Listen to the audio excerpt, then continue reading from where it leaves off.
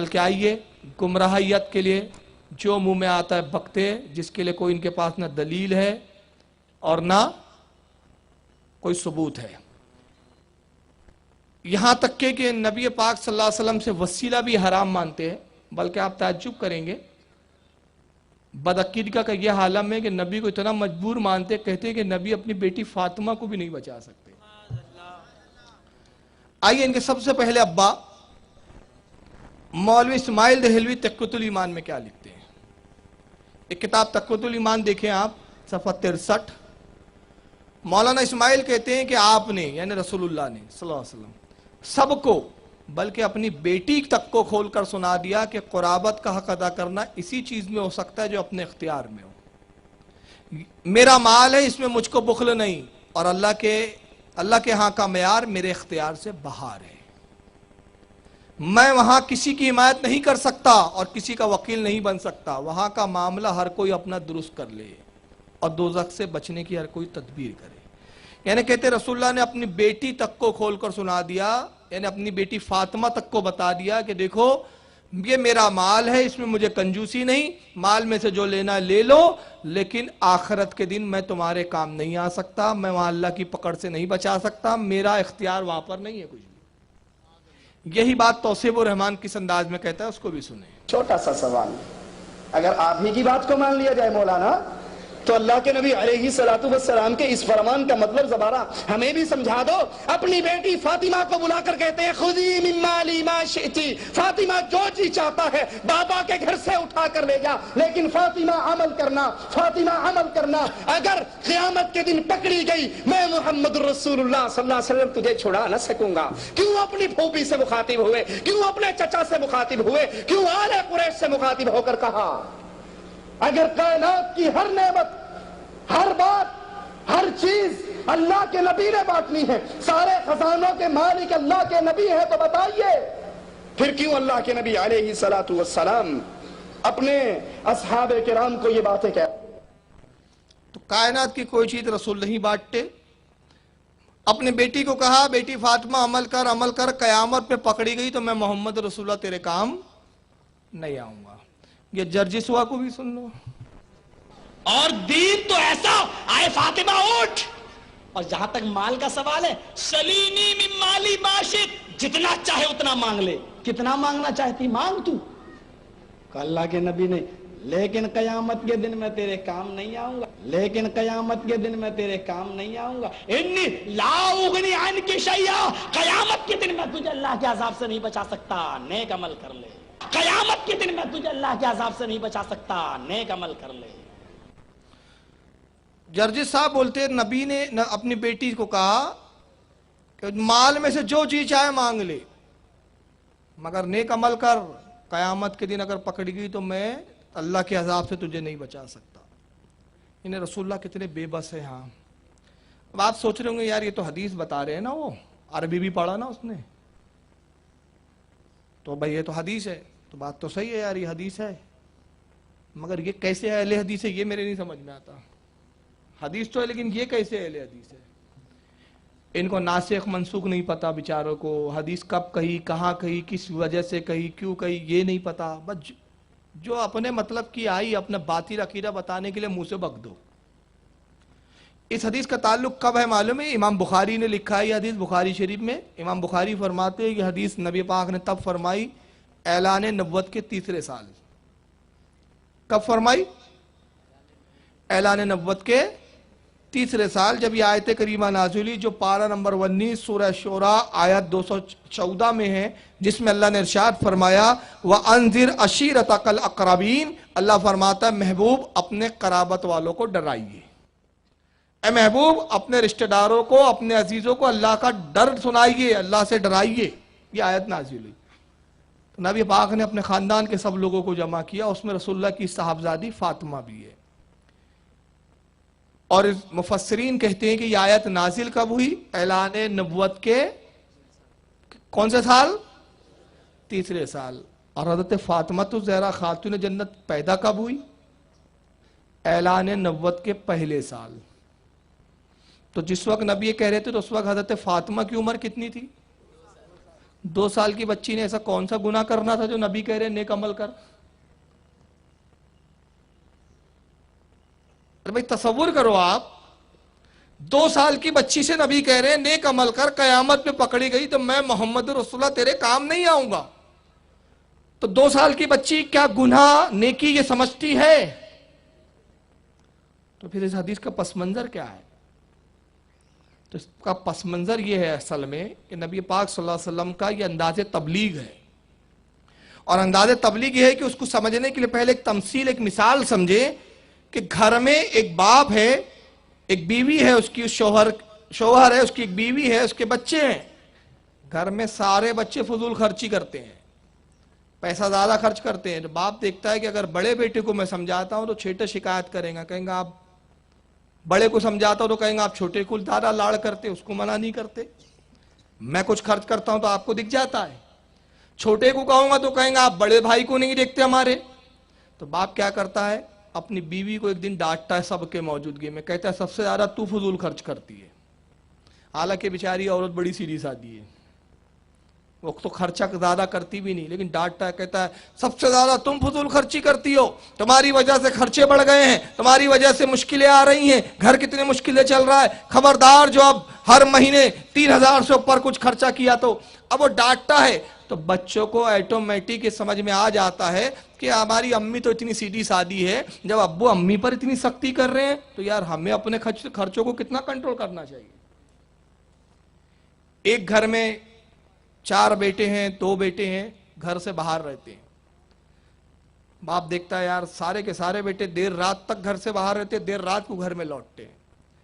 تو باپ طریقہ یہ اپناتا ہے کہ گھر کے بڑے بیٹے کو ایک دن سب کے سامنے ڈانٹنا شروع کرتا ہے، کہتا ہے میاں تم گھر کے بڑے ہو، میں تم سے کہہ رہا ہوں کل بالکل 9 بجے رات کے اندر مجھے گھر میں دکھنا، 9 کے بعد اگر تم دکھے تو دروازے بند کر دیے جائیں گے۔ دوسرے بچوں کو نہیں کہتا، لیکن سارے دوسرے چھوٹے بھائیوں کو خود بخود احساس ہو جاتا ہے کہ ابو جان جب بڑے بھائی پہ اتنی سختی کر رہے تو ہمیں بھی حکم ماننا چاہیے۔ یہ انداز ہوتا ہے۔ اللہ کے نبی سے قرآن کہہ رہا ہے، اللہ فرما رہا ہے محبوب اپنے قرابت داروں کو ڈرائیے، اپنے قریبیوں کو ڈرائیے۔ تو سرکار نے انداز تبلیغ یہ اپنایا، اپنی پھوپھی کو بھی بلایا، اپنے چچاؤں کو بھی بلایا، اپنے جو ہے رشتہ داروں کو بلایا، عزیز و اقارب کو بلایا، صحابہ کو بلایا، اور اس میں اپنی بیٹی فاطمہ کو بھی سامنے رکھا جو 2 سال کی عمر کی بچی ہے، اور اس کو مخاطب کر کے کہتے ہیں فاطمہ عمل کر، عمل کر، اللہ تعالیٰ کی بارگاہ میں بے عملی کے سبب اگر پکڑ ہو گئی تو میں محمد رسول اللہ تجھے بچا نہ سکوں گا۔ تو سارے صحابہ کو احساس ہو گیا کہ جب نبی 2 سال کی بچی کو عمل کی اتنی ترغیب دلا رہے ہیں تو ہم تو ہوش مند بالغ ہیں، بڑے ہیں، تو ہمیں کتنا عمل کرنا چاہیے۔ یہ انداز تھا، مگر ان جاہلوں نے اس سے کیا نتیجہ نکالا؟ رسول اللہ کو اختیار نہیں ہے، مگر یہ بھول گئے کہ اسی بخاری میں امام بخاری نے جو ایک بعد میں حدیث لائی، اس حدیث نے اس حدیث کو منسوخ کر دیا۔ یہ حدیث ہے منسوخ، اور منسوخ حدیث سے دلیل لینے والا ہے گمراہ اور بددین۔ اب کون سی حدیث ہے جس نے اس حدیث کو منسوخ کیا؟ یہ بخاری شریف کو دیکھیں، جلد نمبر اس کی 2 صفحہ 930، کتاب الاستئذان، حدیث نمبر 5928، حضرت عائشہ ام المومنین اس کی روایت کرنے والی حضرت عائشہ ام المومنین رضی اللہ تعالیٰ عنہ کہتی ہے کہ نبی پاک صلی اللہ علیہ وسلم مرض الموت میں تھے، آپ کا آخری وقت تھا، حضرت فاطمہ آتی ہے۔ اب حضرت فاطمہ جوان بھی ہو چکی ہیں، بڑی ہو چکی ہیں، نبی کی جو ہے صاحبزادی کا نکاح بھی ہو چکا ہے، مولا کائنات شوہر خاتون جنت کے حسن و حسین 2 جنتی نوجوان، یہ حضرت فاطمہ کے شہزادے اور بیٹے ہیں، وہ کیفیت کا عالم ہے۔ نبی نے جب کہا تھا فاطمہ عمل کر، اس وقت خاتون جنت کی عمر تھی 2 سال، اب عمر ہے دادا، اب آپ جوان اور شباب کے عالم میں نبی کی خدمت میں آتی ہے۔ حضرت عائشہ کہتی ہے کہ رسول اللہ صلی اللہ علیہ وسلم کے سرانے حضرت فاطمہ بیٹھ گئی، پھر نبی پاک نے اشارے سے فاطمہ کو کہا فاطمہ اپنے کان کو ہمارے منہ کے قریب لاؤ۔ خاتون جنت نے اپنے کان نبی کے دہن مبارک کے قریب لائے، نبی نے کچھ جملے کہے جس کو سن کر خاتون جنت رونے لگتی ہے۔ حضرت عائشہ کہتی ہے پھر نبی نے کچھ اور کہا، خاتون جنت مسکرانے لگی، نبی نے پھر اور کچھ کہا، خاتون جنت خوش ہو گئی اور مسکرانے لگی۔ حضرت عائشہ کہتی ہے کہ جب فاطمہ وہاں سے اٹھی میں نے اپنی طرف لیا, کہا بیٹی فاطمہ نبی نے تم سے ایسا کیا کہا؟ پہلی بار کہ تم رونے لگی, پھر مسکرائی, پھر ہنسنے لگی. کہتی امی جان یہ تو نبی اور میرے درمیان ایک راز ہے, میں اس کو ظاہر نہ کروں گی اس وقت تک جب تک رسول اللہ باحیات ہے. فاطمہ حضرت عائشہ فرماتی ہے کہ رسول اللہ کا وصال ہو گیا, سرکار نے وصال فرمایا, میں نے خاتون جنت فاطمہ کو لیا, کہا فاطمہ اب تو نبی بظاہر نہیں ہے, وصال فرما چکے, اب تو بتا دو فاطمہ نبی نے کیا کہا تھا؟ تو خاتون جنت کہتی ہے امی جان سنیے, پہلی مرتبہ نبی نے فرمایا تھا بیٹی فاطمہ یہ میرا آخری وقت ہے, اب میرا وصال ہونے والا ہے, میں اپنے رب سے ملاقات کے لیے جا رہا ہوں. وہ سن کر میں رونے لگی. پھر کہا بیٹی فاطمہ غم نہ کرو, میرے اہل بیت میں تم سب سے پہلے مجھ سے ملاقات کرو. تو میں خوش ہو گئی. اور تیسری بار نبی نے کہا تو جس پر میں خوش ہو کر مسکرانے لگی. تو امی جان جانتے ہیں نبی نے کیا کہا؟ اب آئیے بخاری کے الفاظ پڑھ رہا ہوں, ذرا اسکرین پہ دکھائیں. وہ ریڈ لائن میں وہ الفاظ بخاری کے موجود ہے جو میں پڑھ رہا ہوں, جس کو ام المومنین عائشہ نے نقل کی. فقالہ وہ کہتی ہیں کہ اللہ کے نبی نے ارشاد فرمایا, سرکار کہتے یا فاطمہ الا تردینا ان تکونی سیدتا نساء المومنین او سیدتا نساء هذه الامہ. اے فاطمہ کیا تو اس پر راضی نہیں کہ اللہ تعالیٰ نے تجھے تمام جنتی عورتوں کا سردار بنا دیا ہے؟ انگلیس نے اس حدیث کو منسوخ کر دیا. اور آگے کیا کہا؟ حضرت عائشہ کہتی یا یہ فرمایا کہ تمام امت کی عورتوں کا سردار بنایا, یا فرمایا کہ تمام عورتوں کا جنتی عورتوں کا تجھے سردار بنایا؟ یہ حدیث ان کو نہیں ملی. جو جنتی عورتوں کی سردار ہوں گی اس کے لیے یہ الفاظ کچھ سمجھ میں آتے ہیں. فاطمہ عمل کر قیامت پہ پکڑی گئی تو میں کام نہ آؤں گا. ارے فاطمہ کو کسی کی ضرورت نہیں, فاطمہ تو دوسروں کی شفاعت کرنے والی ہے. اور اس میں نبی کا انداز کلام دیکھیں. امام بخاری قسم خدا کی بہت بڑے کٹر ٹنٹاٹن بریلوی تھے. جس عقیدے کو تم آج بریلویت بولتے ہو نا, یہی عقیدہ امام بخاری کا تھا, یہی حضرت عائشہ کا تھا, یہی صحابہ اکرام کا تھا. کیا الفاظ ہے نبی کے؟ حدیث کے الفاظ دیکھیں. نبی نے یہ نہیں کہا فاطمہ مبارک ہو تم جنتی عورتوں کی سردار ہو, یہ نہیں ہے الفاظ, یہ نہیں ہے. حالانکہ ایسے موقع پر کہا اس انداز میں جاتا ہے, ارے مبارک ہو اللہ نے تمہیں یہ بشارت دے دی, یہ نہیں ہے. رسول اللہ یہ نہیں کہہ رہے اے فاطمہ خوشخبری ہے تیرے لیے, تو جنتی عورتوں کی سردار بنا دی گئی ہے. یہ بھی نہیں کہا نبی نے اے فاطمہ مبارک ہو تو جنتی عورتوں کی سردار بنائی جائیں گی, یہ بھی نہیں. کیا الفاظ ہے؟ الا تردینا, فاطمہ کیا تو راضی نہیں ہے؟ کس بات پہ؟ اب میں اس کو تھوڑا سا عشق کے اندر ڈھال رہا ہوں. قرآن کہتا ہے ہمارا نبی اس وقت تک نہیں کہتا جب تک ہم وحی نہیں کرتے, بغیر وحی کے نہیں بولتا ہمارا. اللہ کہتا ہے جب وحی کرتے تبھی بولتا ہے. تو کہنے کا مطلب یہ ہوا, اس آیت کا مفہوم یہ ہوا کہ نبی کہہ رہے ہیں فاطمہ سے تو زبان رسول کی ہے, کلام اللہ کا ہے. اب زبان رسالت سے کلام اللہ فرما رہا ہے, اور اللہ کہہ رہا ہے الا تردینا یا فاطمہ تو الا تردینا, اے فاطمہ کیا تو راضی نہیں؟ تو راضی ہو تو بول, راضی نہ ہو تو میں اور مقام بڑھاؤں. تجھے مقام یہ دیا جا رہا ہے کہ تو جنتی عورتوں کی سردار, اور اگر تو اس پہ راضی نہ ہو تو مردوں کا بھی سردار تجھے بنا دیا جائے گا, اولین کا سردار بھی تجھے بنایا جائے گا, آخرین کا سردار بھی تجھے بنایا جائے گا. تو خاتون جنت کہتی ہے بابا جان عورتوں کی سرداری پر میں راضی ہو گئی کہ عورتوں کی سرداری میرے حصے میں آئے, اور جوانوں کی اور مردوں کی سرداری حسن و حسین کے حصے میں آئے.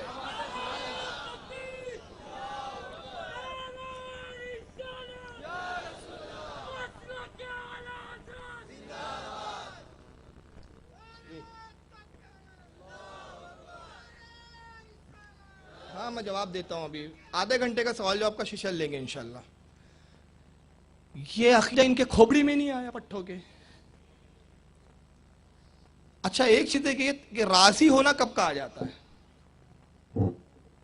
بھائی ایک چیز ہے مجھے آپ آئیں اور یہ موبائل دے دے تحفے میں, کہیں لیجئے تو موبائل لیجئے, مبارک ہو آپ کو موبائل دے رہے ہیں جناب, اب دے رہے تو لینا پڑے گا. اور ایک کیا آپ راضی نہیں ہیں کہ موبائل رکھ لیں؟ میں کہوں نہیں بھائی یہ گھٹیا موبائل ہے, میں راضی نہیں ہوں اس کے لینے پر. تو راضی ہونے کا جب ورڈ آتا ہے تو وہاں چوائس ہوتی ہے. زبردستی نہیں ہے. یہ نہیں اللہ ہی نہیں کہہ رہا اے فاطمہ، رسول یہ نہیں کہہ رہے فاطمہ جنتی عورتوں کا بنا دیا سردار، بس خاموش، تو راضی ہے یا نہیں یہ بتا. تو اللہ فاطمہ کی رضا چاہتا ہے، تو اسی کو تو اعلیٰ حضرت نے کہہ دیا. یہی تو عقیدہ صحابہ ہے کہ خدا کی رضا چاہتے ہیں دو عالم، خدا چاہتا ہے رضا محمد. کیا ہے تیری رضا؟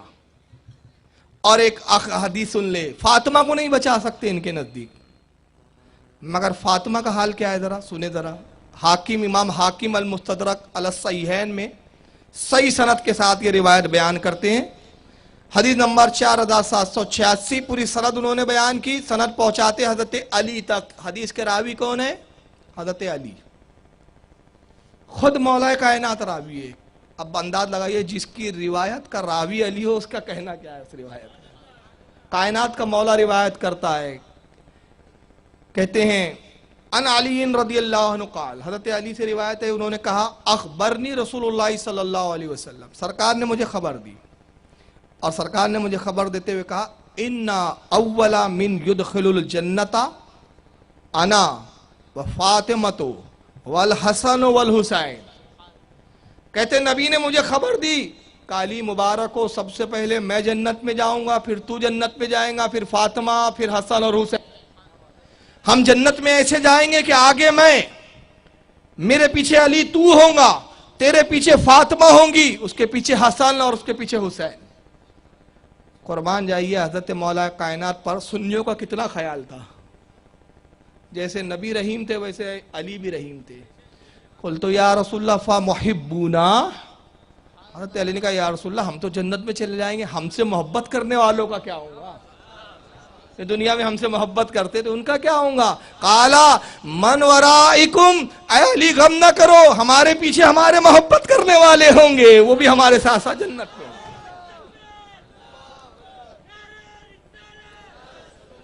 تو فاطمہ وہ ہے کہ جب چلے تو جنتیوں کا ہجوم لے کر چلے. جو فاطمہ سے محبت کرے اس کے لیے جنت ہے، اس کے لیے جنت. اور یہ خبیث بولتا ہے نہیں فاطمہ کو بھی کھول کے بتا دیا، میں تیرے کام نہیں آؤں گا. تو جب فاطمہ کے نہیں آئیں گے تو پھر کس کے آئیں گے؟ تیرے کام آئیں گے مردود. جب فاطمہ کی شفاعت نبی نہیں کر سکتے تو تیرے جیسے خبیث کی کیا کریں گے پھر؟ اور یقیناً ان کی نہیں کریں گے. کیوں نہیں کریں گے؟ کہیں گے قیامت میں جائیں گا یہ اسماعیل دہلوی، جرجیس، توصیف، اللہ کے رسول شفاعت کیجیں گے. سرکار کہیں گے ابھی تو ہی تو کہتا تھا میں شفاعت نہیں کر سکتا، تو اب کائی کے لیے مانگنے آیا؟ کیا تجھے احمد رضا کے، میرے غلام احمد رضا کے جملے کان میں نہیں پڑے تھے خبیث تیرے کہ آج لے ان کی پناہ؟ ارے آج مدد مانگ ان سے، پھر نہ مانیں گے قیامت میں. اگر مان گیا قیامت میں تو تیرا باپ بھی مانے گا لیکن نبی نہیں مانیں گے. آج مان جو ماننا ہے. اور ٹانگ کہاں ٹوٹی ان کی؟ رٹیفیکیشن سبق اہل حدیث روایت ضعیف ہے. لیکن میں نے خدا کی قسم جتنی ابھی روایتیں پڑھی ایک بھی ضعیف نہیں ہے، سب کی سندیں بتائی. دیکھ لیجئے مانیٹر پہ دکھائیے، امام حاکم لکھتے ہیں صحیح الاسناد، اس کی سند صحیح ہے. اور اسی حدیث کو کنوں نے لکھا؟ اور ابن سعد نے بھی لکھا طبقات الکبریٰ کے اندر، اور امام ابن حجر الحیتمی المکی الشافعی نے الصواعق المحرکہ صفحہ 217 پر، اور ابن عساکر نے تاریخ دمشق کے اندر جلد 14 صفحہ 173 پر، اور کنز العمال میں امام حسام الدین ہندی نے جلد 12 صفحہ 98 حدیث نمبر 34166 پر لکھا. تو خاتون جنت کا تو حال یہ ہے کہ سب کو بخشائیں گی. اب آئیے عقیدہ کیا دیا گیا کہ نبی پاک اپنی بیٹی کو بھی نہیں بچا سکتے، مگر میں بتاؤں کہ صحابہ کا عقیدہ کیا ہے. آئیے مشکات شریف حدیث کی معتبر کتابوں میں، مشکات کا صفحہ نمبر جلد نمبر 3 اور کتاب کا نام احوال القیامہ، قیامت کے حالات، وبدء الخلق وباب الحوض والشفاعت، حدیث نمبر 5603، حدیث کے راوی انس ابن مالک. اب یہ حدیث ذرا سن لے تھوڑا سا، یہ جو چل قدمی ہے نا بڑی پیاری حدیث ہے. میں بس اس پر ہم اختتام کریں گے، اور اس کے بعد میں چاہوں گا آدھا گھنٹے کا سوال جواب کا سیشن ہو جائے، کیونکہ سوالات بہت آ رہے ہیں. ایسا محسوس ہو رہا ہے کہ بہت سارے کچھ لوگ پوچھنا چاہتے ہیں. تو بہرحال آپ کی دلچسپی کو دیکھتے ہوئے انشاءاللہ وہ سوال جواب بھی، اور کچھ کلپوں کی خواہش آئی ہے تو چلو دکھا دوں گا میں انشاءاللہ. حدیث کے راوی انس بن مالک وان انس رضی اللہ تعالیٰ عنہ قال قال رسول اللہ صلی اللہ علیہ وسلم. انس بن مالک کہتے ہیں اللہ کے نبی صلی اللہ علیہ وسلم نے ارشاد فرمایا, سرکار ارشاد فرماتے وعدانی ان يدخل الجنت من امتی 400,000 بلا حساب. سرکار فرماتے لوگوں اللہ رب العزت نے مجھ سے وعدہ فرما لیا کہ میری امت کے 4 لاکھ لوگوں کو بغیر حساب کتاب کے جنت میں داخل کر دیں گا. کتنے لوگوں کو؟ یاد رکھیے تعداد. کس نے وعدہ کیا؟ کس نے کیا؟ ارے بولیے کس سے؟ رسول سے. اللہ وعدہ کر رہا ہے, محبوب غم کیوں کرتے ہو امت کا, 4 لاکھ کو بغیر حساب کتاب کے بخش دوں گا. فقال ابو بکر رضی اللہ عنہ, ابو بکر صدیق کھڑے ہوئے, تمام صحابہ میں سب سے افضل, تمام نبیوں کے بعد سب سے افضل, اور ابو بکر اپنا عقیدہ پیش کر رہے ہیں. وزدنی یا رسول اللہ, اللہ کے نبی اس میں اضافہ فرما دیجئے. اللہ نے 4 لاکھ کا آپ سے وعدہ کیا ہے, آپ جنت تھوڑا بڑھا دیجئے. تو نبی نے کہنا ابو بکر اللہ نے وعدہ کیا ہے تو 4 لاکھ دیں گا, میں کیسے بڑھا سکتا ہوں, میں تو اپنی بیٹی فاطمہ کو نہیں بچا سکتا. تو نہ ایک جنتی میں بڑھا سکتا ہوں نہ ایک گھٹا سکتا ہوں, یہ نہیں کہا نبی نے. انس بن مالک راوی کہتے قالا وہذا وہاکذا فاسا بکفیہ واجمعہما, نبی نے اپنے ہاتھوں کو ملایا, لب بنایا, پیالہ بنایا, فرمایا ابو بکر تم کہتے ہو یہ لو 4 لاکھ جنتی میں نے بڑھا دیے. اب اس حدیث میں خاص بات دیکھیں, انس بن مالک نے کتنی باریکی سے حدیث روایت کی, صحابی رسول ہے اتنی باریکی سے. نبی نے یہ نہیں کہا صرف ابو بکر 4 لاکھ بڑھا دیے, بات ختم ہو جاتی, مفہوم ادا ہو جاتا. ابو بکر نے کہا یا رسول اللہ 4 لاکھ بڑھا دی, کچھ بڑھا دیجئے, 4 لاکھ بڑھا دیے بول دیتے سرکار, ایسا نہیں. فحسا بکفیہ واجمعہما, حدیث کے الفاظ ہے کہ سرکار نے اپنے ہاتھوں کو ملایا, لب بنایا, پیالے کی شکل دی اپنے ہاتھوں کو, اور اشارہ کیا 4 لاکھ اور بڑھائے. یا رسول اللہ ہاتھ کیوں آپ نے ملا کے بتایا, کرنے کی سرکار کیا ضرورت تھی, بس اشارہ ہے کہ آپ زبان مبارک سے کہتے 4 لاکھ بڑھایا. تو نبی نے بتایا معلوم ہے اے میرے غلام, تیرے زمانے میں جب تو ہوں گا نا ایسے چند نابکار خبیث بھی آئیں گے جو کہیں گے نبی ہماری طرح ہے, نبی کھاتے تھے ہم بھی کھاتے ہیں, نبی پہنتے تھے ہم بھی پہنتے, نبی سوتے تھے ہم بھی سوتے ہیں, ان کی اولاد تھی ہماری بھی اولاد, وہ بھی چلتے تھے ہم بھی چلتے, ان کو بھی جنگوں میں زخم آئے ہمیں بھی زخم آتے. وہ میرے ان حالات کو دیکھ کر اپنی طرح سمجھیں گے, تو میں ہاتھ بنا کر بتا رہا ہوں کہ میں تمہاری طرح نہیں ہوں, میرے ہاتھ تمہاری طرح نہیں, میری زبان تمہاری طرح نہیں, میں بولتا ہوں تو وہی کے الفاظ ہوتے ہیں, اور جب میں ہاتھ بڑھاتا ہوں تو دست قدرت ہوتا ہے, میں چلتا ہوں تو رب کی قوت ہوتی ہے, اور جب میں لب بنا لیتا ہوں تو یہ میرے لب, یہ میرے ہاتھوں کا پیالہ معمولی نہیں ہے, اس میں 4 لاکھ امتی آ جاتے ہیں. میرے ہاتھ کی شان یہ. اب اللہ نے کتنے کا وعدہ کیا تھا بھائی, یاد رکھیے, رسول نے کتنے بڑھائے, کتنے ہو گئے, اللہ کرے ہم ان 8 میں ہم بھی ہو جائیں. مگر ابو بکر صدیق پھر کھڑے ہوتے, فقال ابو بکر رضی اللہ عنہ زدنی یا رسول اللہ, اللہ کے نبی اور بڑھا دیے. ابو بکر پھر کہتے یا رسول اللہ اور بڑھائیے, اس میں اضافہ کیجئے سرکار. قال وہاکذا, نبی نے پھر ویسا ہی کیا, فرمایا اور اتنے زیادہ. اب تو فوراً وہی آ جانا چاہیے تھا. اسماعیل دہلوی کی تو روح تڑپ گئی ہوں گی یہ حدیث دیکھا ہوں گا اگر اس نے, تو کہ میں تو کتاب میں یہ لکھ کے مر رہا ہوں کہ محمد اور علی کو اختیار نہیں, یہاں ایسا اختیار, اللہ اکبر.